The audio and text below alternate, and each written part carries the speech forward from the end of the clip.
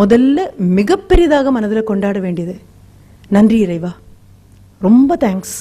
நானா கேட்கவே இல்லை, எனக்கு கேட்க தெரியாதுன்னு உனக்கு தெரியும். எவ்வளோ அழகா நான் திரும்புகிற பக்கம்லாம் என்ன தேவையோ அதை கொண்டு வந்து கொடுக்குறேன். சின்னதாக தொண்டை செரிமினா தண்ணி கொடுக்கறதுக்கு ஒரு நண்பனை வச்சிருக்கேன். மனசு சோர்வுற்று நிமிந்தா அம்மா கேட்குறாங்க, ஏன் மத்தியானம் கொண்டு போன சாப்பாடை திருப்பி கொண்டு வந்துட்டு சாப்பிடலையா அப்படின்னு கேட்குறாங்க. வகுப்புல ஆசிரியர் கண்ணோட கண் பார்த்து நீ கவனிக்கல அப்படின்னா வெளியில வந்ததுக்கப்புறம் தோல்ல கையை போட்டு, என்னப்பா இன்னைக்கு என்னமோ முகம் வாட்டமா இருக்கு, என்னாச்சு, அப்பா உடம்பு சரியில்லையா, எல்லாம் சரியாயிரும்டா அப்படின்னு சொல்ல ஒரு ஆசிரியரை கொடுத்துருக்காங்க. இல்லை ஒரு பேருந்துல ஏறுறீங்க, கால் தடுமாறுது, உட்கார முடியாம இப்படி திரும்புறீங்க. உட்கார்ந்துருக்கக்கூடிய உங்களோட 4 வயது பெரிய நபராக கூட இருக்கலாம். என்ன தம்பி கொஞ்சம் வாட்டமா இருக்க, உட்காருப்பா எல்லாம் சரியாயிடும். சுத்தி நல்லவங்களை மட்டுமே உலகம் படைச்சு கொடுத்துட்டு இருக்கு. அப்போ உங்களுக்கு சொன்ன வாழ்த்தை இன்னும் ஒரு தடவை கூட நான் ஆழமா சொல்றேன். நல்வாழ்த்துக்கள், மனம் கொள்ளாத நல்வாழ்த்துக்கள். நான் கோயம்புத்தூர்ல இருந்து வந்திருந்தாலும் சரி, சிறுவாணி தண்ணியில உங்க வாழ்த்துக்களை கழுவி சுத்தம் பண்ணி கொண்டு வந்திருந்தாலும் சரி, மொத்த வாழ்த்தையும் இங்கேயே இறக்கி வச்சுட்டு போறேன். ரொம்ப அதிர்ஷ்டம் பண்ணியிருந்தா மட்டும்தான் இன்னைக்கு நீங்களும் நானும் சந்திக்கணும்னு தெய்வம் நிமித்தம்னு எழுதி வச்சிருக்கோம். உங்க சாப்பாட்டுல இருக்கக்கூடிய அரிசியில மட்டும் இல்ல ஆண்டவன் பேர் எழுதுனான், ஒவ்வொரு நிமிடத்துலயும் பேர் எழுதுறான், ஒரு நானோ செகண்ட்லயும் பேர் எழுதுறான். என்ன காரணம் தெரியுமா? அவன் எழுதலைன்னா நம்ம சந்திச்சிருக்க முடியாது. அவன் எழுதலை அப்படின்னா இன்றைய சந்திப்பு சாத்தியமே இல்லை. அவன் எழுதலைன்னா என்னை பத்தி நீங்க சொல்லக்கூடிய வார்த்தைகளை என் காதுல வந்து விழக்கூடிய அந்த பாக்கியம் எனக்கு கிடைக்காம போயிருக்கும். அதனால்தான் நான் திரும்பி சொன்னேன், நன்றி மீண்டும் தருக அப்படின்னு சொன்னேன். இந்த வாய்ப்பு அவ்வளவு அழகாக இருக்கு, உட்கார்ந்து கேட்கும்போது அவ்வளவு சுகமாக இருக்கு. நீங்க வந்ததுக்கு நன்றி, என்னை வர சொன்னதுக்கு நன்றி.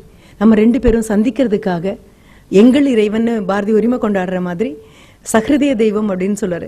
ரொம்ப நம்மள மாதிரியே மனசுள்ள நம்மளுடைய ஆண்டவன் ஒருத்தன் பக்கத்துல உட்காந்து வச்சுக்கோ, வை வாழ்ந்துட்டு போ, நல்லா சந்தோஷமா ஒரு 3 மணி நேரம் உட்கார பார்க்கலாம் அப்படின்னு சொல்லியிருக்கேன். நான் 3 மணி நேரம் பேச போறது இல்லை, மொத்தமா சொல்றேன். நீங்க அத்தனை பேரும் ஒன்னா உட்காந்து இந்த நிமிடம்.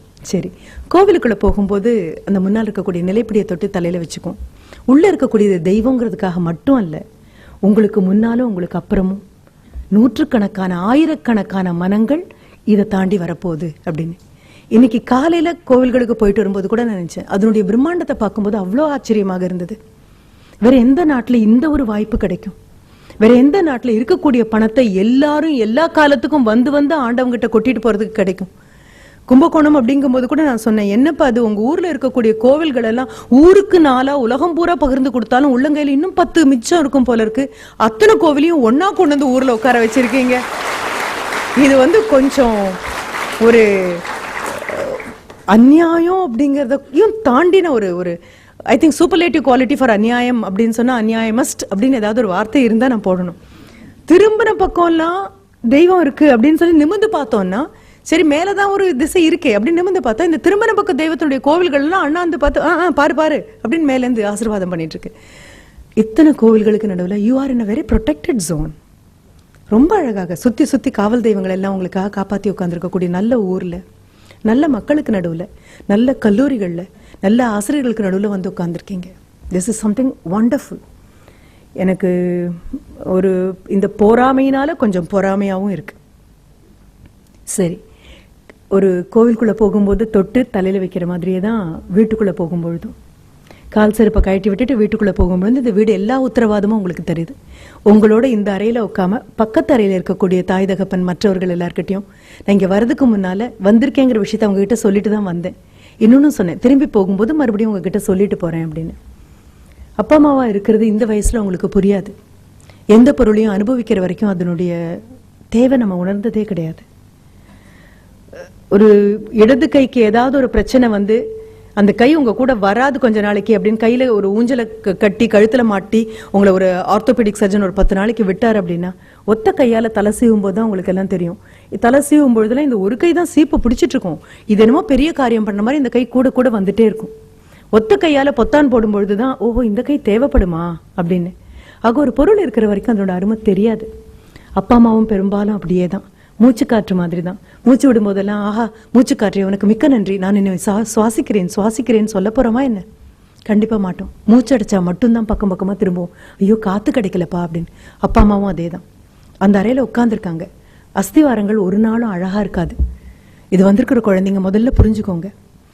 நீங்க நினைக்கிற மாதிரி இது எங்க அம்மா, இது எங்க அப்பா அப்படின்னு சொல்லி எல்லாரும் முன்னாலையும் நீங்க அவங்களை எம்பி பார்த்து உயரமா அவங்கள பார்த்து மகிழ்ந்த நாட்கள் எல்லாம் இருக்கும்பொழுது நீங்க 3 வயசும் 4 வயசும் அவங்களுடைய முழங்கால் உயரம் கூட இல்லாம இருந்த நாட்கள் அது. அவங்களுடைய விரலை பிடிச்சுக்கிட்டு அவங்க விரல் நுனியால உலகத்தை பார்த்த நாட்கள். அப்புறம் இடுப்பு அளவு உயரம் வளர்ந்தீங்க, அப்புறம் தோள் வந்தீங்க, இப்ப தோளையும் தாண்டி தோளுக்கு மிஞ்சிய தோழர்களாகத்தான் இந்த வயசுல வந்து உட்காந்துருக்கீங்க. இப்ப நீங்க நினைக்கிற மாதிரி உங்க அம்மாவும் அப்பாவும் ஒரு விளம்பரத்துல வரக்கூடிய தாய் தகப்பன் மாதிரி கண்டிப்பா இருக்க மாட்டாங்க. விளம்பரத்துல வரக்கூடிய தாய் தகப்பன் வேணா நீங்க டாலர் ஆகணும், ஸ்மார்ட்டர் ஆகணும், பிக்கர் ஆகணும் அப்படின்னு ஏதோ ஒண்ணு கலந்து உங்க கையில கொடுக்க காலியான அந்த குவளையில ஏதோ இருக்கிற மாதிரி விளம்பரத்துக்காக நடிச்சு குடிக்கலாம். ஆனா இந்த தாய் தகப்பன் அப்படியெல்லாம் கொண்டு வந்து கொடுக்குற தாய் தகப்பன் இல்லை. உங்ககிட்ட ஆட்டோகிராஃப் கேட்கிற தாய் தகப்பன் இல்லை. இல்ல உங்க நண்பன் கிட்ட பாடா எங்க அம்மா பாருப்பா, எங்க அப்பா பாருப்பா, இதெல்லாம் இல்லை. எப்படியும் 40-45 தொட்டிருப்பாங்க, இல்லை தொடக்கூடிய தூரத்துல தான் இருப்பாங்க. எப்படியோ அம்மாவுக்கு ஒரு முதுகு வலியோ முழங்கால் வலியோ வந்துட்டு போகும். சொல்லாம ஒரு தலைவலி வரும். கலகலன்னு சிரிச்சுட்டு ஓடிட்டு இருந்த ஒரு அம்மா, நீ திரும்பின பொழுதெல்லாம் உனக்கு விதவிதமா சமைச்சு கொடுத்துட்டு இருந்த அம்மா கொஞ்சம் ஸ்லோ டவுன் ஆக ஆரம்பிச்சிருப்பாங்க. சமையல் கட்டில் நின்று 1 நிமிஷத்துக்கு 2 நிமிஷம் எங்க வச்சேனே தெரியல, இப்போ அடிக்கடி ஞாபகம் மறதி வருது அப்படின்னு சொல்லுவாங்க. ஃப்ரிட்ஜை திறந்து வச்சுட்டு ரொம்ப நேரம் அங்கேயே பார்த்துட்டு இருப்பாங்க. என்னம்மா அப்படின்னு. அதுதான் எனக்கும் புரியல, ஏன் ஃப்ரிட்ஜை திறந்தேன்னு எனக்கு தெரியல அப்படின்னு. அப்பா என்ன பண்ணுவாரு, சென்டர் ஸ்டாண்ட் போட்டு வண்டியை நிறுத்திட்டு இருந்த அப்பாவுடைய தலை கொள்ளாம இருந்த முடியெல்லாம் பார்த்து நீ இப்படி அண்ணாந்து பார்த்தது உண்டு. எல்லாம் கொழிஞ்சு இப்போ முன்னெத்தி எல்லாம் பின்னெத்தி வரைக்கும் போயாச்சு. ஆக அப்படிப்பட்ட அப்பா இப்போ சைட் ஸ்டாண்ட் போட்டுட்டு வராரு. அப்படியே வந்து உட்காந்து அப்பா அப்படின்னு கால் நீட்டுறாரு. அம்மா ஓடி போயிட்டோம்ல தண்ணி கொண்டு வந்து கொடுக்குறாங்க. நகர்ந்து நின்று பாருங்க, ஒன்றும் அவசரம் இல்லை, விலகி பாருங்க. பார்க்க பரிணாம வளர்ச்சியில தாயும் தகப்பனும் முதுமையை நோக்கி எப்படி போயிட்டே இருக்காங்கன்னு பாருங்க. அப்படி உட்காந்துட்டு இருக்கக்கூடிய ஒரு அப்பா அப்படின்னு சொல்லும் பொழுது அப்பாவுடைய பார்வையில் நிறைய மாற்றம் வந்தாச்சு. அம்மா அப்பாக்காக வேற மாதிரி சமைக்கிறாங்க. உங்களுக்கு ரோஸ்ட் போட்டு 4 பக்கம் நெய் ஊற்றி எண்ணெய் ஊற்றி எல்லாம் பண்ணி போதுமா முருகலா இருக்கா அப்படின்னு அந்த தோசைக்கல்லை விட்டு தோசை ஐயோ எடுத்துட்டு என்ன இதுக்கு மேலே இருந்தால் தீஞ்சு போயிடுவேன் அதுவே எழுந்து வர அளவுக்கு அதை முருகலா பண்ணி கொண்டு வந்து கொடுத்து காதில் ஒரு பென்சில் மாதிரி ஒன்று வச்சுட்டு என்னப்பா உனக்கு வேணும் அப்படின்னு பக்தி பரவசத்தோட பார்க்கும்போது இன்னும் ஒன்று கூட அப்படின்னு சொல்லுவீங்க. ஆனால் அப்பா கிட்ட பார்த்தீங்கன்னா இந்த முருகல் தோசையெல்லாம் போய் ரொம்ப நாள் ஆச்சு. ஒரு இட்லி பாத்திரம் மூடி எடுத்து வச்சு அம்மா மூடி வச்சு இது பண்ணியிருப்பாங்க. கொஞ்சம் பாருங்க, அவங்களுக்கு வயசு மட்டுமே ஆகலை. அந்த வயசு தேவையில்லாத நோய்களுக்கெல்லாம் மிகப்பெரிய விண்ணப்பமாகவும் கை நீட்டி உட்காந்துருக்கு. அப்புறம் தேங்காய் சட்னி இல்லையா, தக்காளி சட்னி இல்லையா அப்படியெல்லாம் கேட்கக்கூட உங்களுக்கு தெரியாது. ஒயிட் சட்னி இல்லையா, ரெட் சட்னி இல்லையா அப்படின்லாம் கேட்க தானே தெரியும். தமிழ் அந்த அளவுக்கு பழக்கத்தில் இருக்கு அப்படின்னு சொல்லி கேட்டு அம்மா ஓடி வந்து ஐயோ இன்னைக்கு இல்லைப்பா சாம்பார் தானா, சரி பரவாயில்ல 2 வேணாம், 1 தோசை இன்னொன்று போடுங்க. ஒன்றும் குறைய போறது இல்லை. ஆனாலும் கேட்குற தோனி அப்பாவை பார்த்தீங்கன்னா அப்பாவுடைய உணவு முறையில் மாற்றம் இருக்கும்.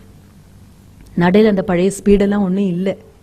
பார்க்கணும், நான் என்ன அவங்கவுங்க அம்மா அப்பாவை தானே பார்க்க சொல்கிறேன். இதுக்காக பக்கத்து வீட்டு குழந்தைய கூட்டிகிட்டு வர முடியும், வாடகை கொடுத்து இவங்களை பார்த்துட்டு போ அப்படின்னு சொல்ல. உங்களுக்கே அதற்கான அவகாசமும் நேரமும் இல்லை அப்படின்னா வேற என்ன பண்ணுறதுக்காக தான் உங்களுக்கு இப்போ நாங்கள் கல்வியை கொடுத்துட்ருக்கோம். 24 மணி நேரத்தில் உருப்படியாக செஞ்ச எதுவுமே இல்லை. ஆக திரும்பி பாருங்க, ஒன்றும் இல்லை. இந்த 2 மாசமும் இத்தனை வருஷம் நீங்க ஓடி ஓடி ஓடி ஓடி படித்ததாக ஒரு கதை சொல்லிட்டு இருந்தோம் இல்லையா, கதை தான். ஆசிரியர்களான எங்களுக்கு நல்லாவே தெரியும். அது ஓடுற மாதிரி ஒரு நடிப்பு, நீங்க ஓடுற மாதிரி நடிப்பீங்க, நம்புற மாதிரி நாங்க நடிப்போம், படிக்கிற மாதிரி நடிப்பீங்க, படிச்ச மாதிரி நாங்க நம்புவோம். இதுக்கு நடுவுல ஏதோ சில மார்க். இது அத்தனையும் தாண்டி இந்த 2 மாசத்துல எத்தனை பேர் அப்பாவுக்காகப்பா நான் வண்டி பண்ணி தரேன்ப்பா, நான் ஏர்ன் பண்றேன்ப்பா, உட்காருங்கப்பா, இது என்னப்பா இது தோளுக்கு மிஞ்சி வளர்ந்தாச்சு, அப்புறம் நான் பார்த்துக்கிறேன்ப்பா எல்லாம். இதற்காக அடுத்த குழந்தைய வாடகை எடுக்க முடியாது.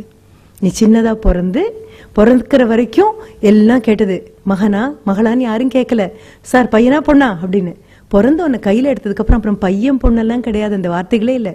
மகனா மகளா கையில ஒரு குழந்தைய வச்சுட்டு நிற்கும் போது அம்மாவானாலும் அப்பாவானாலும் நினைப்பாங்க இதுக்கு ஒரு 18 வயசு ஆகும், என் கை காலெல்லாம் கொஞ்சம் தளர்ந்து போகும், அவ்வளவே தான். சாஞ்சுக்கு தோளா என் பையன் இருப்பான், சாஞ்சுக்கு தோளா என் பொண்ணு இருப்பா அப்படின்னு காத்துட்டு இருக்கக்கூடிய நேரத்துல கையில ஒரு மொபைல் போன் எடுத்துட்டு போன் வந்த அடுத்த நிமிஷம் நீ வீட்டை விட்டு வெளியில போய் வராண்டால் நிக்கிறல்ல, யார் தோல்ல சாஞ்சுக்க போறாங்க?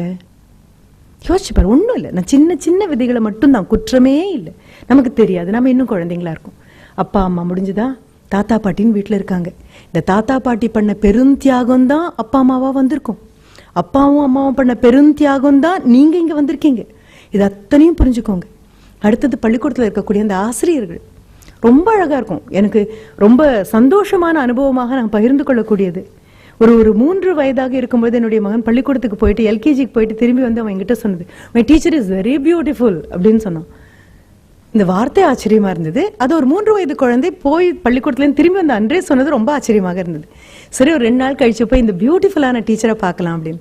ஆனால் அதுக்கப்புறம் அவன் அளக்க முயற்சி பண்ணினான். அவங்க ஆசிரியர் ரொம்ப அழகாக இருக்காங்களா, அந்த அழகு எவ்வளோ நீளமாக இருக்கும் அப்படின்னு சொல்றதுக்காக நாங்கள் இருந்த வீட்டிலேருந்து ஒரு ஒரு ஒரு குறைந்தபட்சம் 10 கிலோமீட்டருக்கு அந்த பக்கம் இருக்கக்கூடிய ஒரு இடத்த சொல்லி, she is beautiful from our house to Gandhipuram, வீட்டிலேருந்து அந்த காந்திபுரம் அளவுக்கு அழகாக இருக்காங்க அப்படின்னு.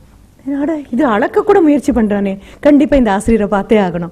ஒரு 4 நாள் கழிச்சு போனால் தலையெல்லாம் குப்புன்னு அரைச்சி தோளெல்லாம் சரிஞ்சு சுலபமாக ஒரு 58 தாண்டி இருப்பாங்கல்ல, தாண்டறதுக்காக இருப்பாங்க. அந்த ஆசிரியர் ஏன் அழகா இருந்தாங்கன்னு எங்களுக்கு எப்போ புரிஞ்சுது அப்படின்னா, வரக்கூடிய ஒவ்வொரு குழந்தைகிட்டையும் அந்த குழந்தை உயரத்துக்கு மண்டி போட்டு அந்த குழந்தை உயரத்துக்கு தோலை அரவணைச்சு, ஆமா நேற்று ஏன் வரல, ரொம்ப மிஸ் பண்ணேன் தெரியுமா உன்ன அப்படின்னு சொன்னாங்க. அவங்க பேருக்கு பின்னால என்ன பட்டம்னு தெரியாது, அது என்ன பேருன்னு தெரியாது, எத்தனை வருஷம் அனுபவம்னு தெரியாது. ஆனால் ஒன்று தெரியும், குழந்தைங்களை அவங்களுக்கு தெரியுது, குழந்தைங்களுக்கு அவங்கள தெரியுது. அவ்வளவே தான். அரவணைச்சு கூப்பிட்ட போது நான் நினைச்சேன், ஐயோ என் பையன் அளந்த தூரம் 10வது போல இருக்கே, இன்னும் ஒரு 100 கிலோமீட்டருக்கு அந்த பக்கம் வரைக்கும் ஒரு இடத்த சொல்லி அவ்வளவு அழகா இருக்காங்க. ஒரு ஒற்றை நிமிடம் உங்களுடைய 1ஆம் வகுப்பிலிருந்து 12ஆம் வகுப்பு வரைக்கும் உங்க விரலை பிடிச்சு உங்களை கூட்டிட்டு வந்த ஆசிரியர்களை ஒரு நிமிஷம் யோசிச்சு பாருங்கன்னு சொன்னதனுடைய அர்த்தம் அதுதான். இந்த அஸ்திவாரங்கள் அழகாவே இருக்காதுப்பா. அஸ்திவாரம் அழகா இருக்காதுன்னு சொல்லும் போது தான் இந்த 3 பேரை நான் சொன்னேன். அம்மாவும் அப்பாவும் ஆசிரியர்களும் நீங்க நினைக்கிற மாதிரி அழகா இருக்கணுங்கிற அவசியம் கிடையாது.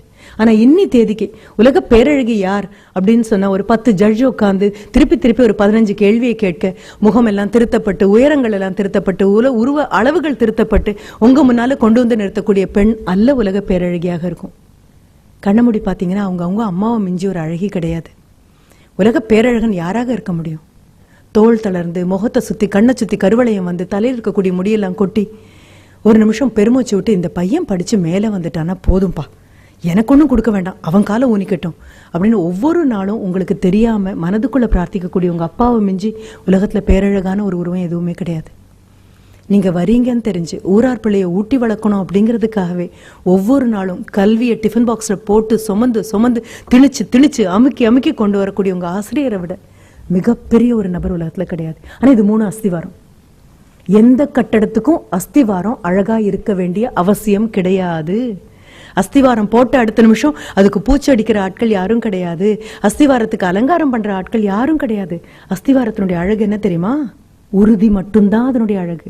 தாயும் தகப்பனும் சொல்லி கொடுத்த ஆசிரியரும் உங்களை உருப்பட வைக்கிறதுங்கிற ஒற்றை எண்ணத்துல உறுதியா நிக்கிறதுனால மட்டும்தான் மேலெழும்பக்கூடிய கட்டடங்கள் அவ்வளவு அழகா இருக்கு. உங்களுடைய ஜியாமெட்ரி பாக்ஸ் இருக்கும் தெரியுமா? அந்த ஜியாமெட்ரி பாக்ஸ்ல காம்பஸ்னு ஒன்று இருக்கும். அந்த காம்பஸ்னுடைய ஒத்த காலை ஊனி அசையாம அது நின்னா மட்டும்தான் அடுத்த கால் எவ்வளவு பெரிய வட்டம் வேணாலும் சுத்த முடியும். நான் சொன்ன ஆசிரியரும் அம்மா அப்பாவும் அந்த ஒற்றை கால் இடத்தை விட்டு நகரல.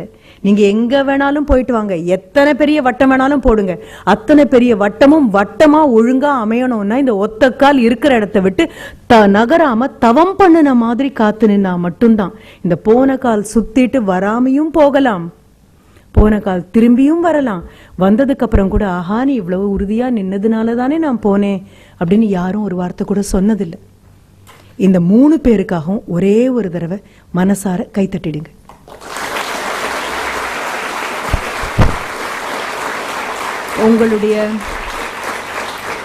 உங்களுடைய கைத்தட்டல் ஓசையை அவங்க கேட்குறாங்க கேட்கல அப்படிங்கிறது வேற.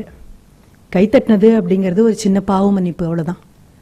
கண்டுக்காம விட்டதுக்கு என்ன மன்னிச்சுக்கோங்க, கண்டும் காணாம போனதுக்கு என்ன மன்னிச்சுக்கோங்க. ஏன்னா ஊடகங்கள்லையும் திரைப்படங்கள்லையும் கிண்டலுக்கும் கேலிக்கும் நகைச்சுவைக்கும் யாரும் கிடைக்கலன்னா நான் இப்போ சொன்ன இந்த 3 அஸ்திவாரத்தை தான் தூக்கி வைப்போம். அப்பா அம்மாவை கிண்டல் பண்றது டே தகப்பா அப்படின்னு கூப்பிடுறதுக்கு உங்களுடைய சினிமா கற்றுக் கொடுத்துருக்கு. உங்களுக்கு அம்மாவை கேலி பண்றதுக்கு சினிமா கற்றுக் கொடுத்துருக்கு. ஆசிரியரை கேலி பண்றதுக்கு ஊடகங்கள் கற்றுக் கொடுத்துருக்கு.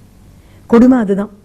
என்ன ஆச்சு? இந்த 3 பேரும் கற்றுக் கொடுத்ததெல்லாம் விட்டுட்டோம். ஆனா இந்த 3 பேரையும் கிண்டல் பண்ணுன்னு கற்றுக் கொடுத்ததை மட்டும் விடாம இறுக்கி பிடிச்சிருக்கோம். இப்ப அதை விட்டுடலாம். யார் சொல்லணும் எங்க அம்மாவையும் அப்பாவையும் நான் கொண்டாடணும்னு? நான் சொல்லணும். எத்தனை வயசானா என்ன? எனக்கு 18 வயசு. பார்க்கறதுக்கு இளமையும் அழகும் எல்லாம் சேர்ந்து வந்திருக்கு. ஆனாலும் எங்க அம்மாவை எங்க ஆசிரியர்கிட்ட அறிமுகப்படுத்தும் போதோ எங்க அப்பாவை எங்க ஆசிரியர்கிட்ட அறிமுகப்படுத்தும் போதோ இன்னும் அண்ணாந்து தான் பார்க்கணும். சார் இவங்களால தான் சார் நான் இங்க வந்து நிக்கிறேன், இது சொல்ல உனக்கு முடியுமே ஆனால் ரொம்ப அழகாக இருக்கும்.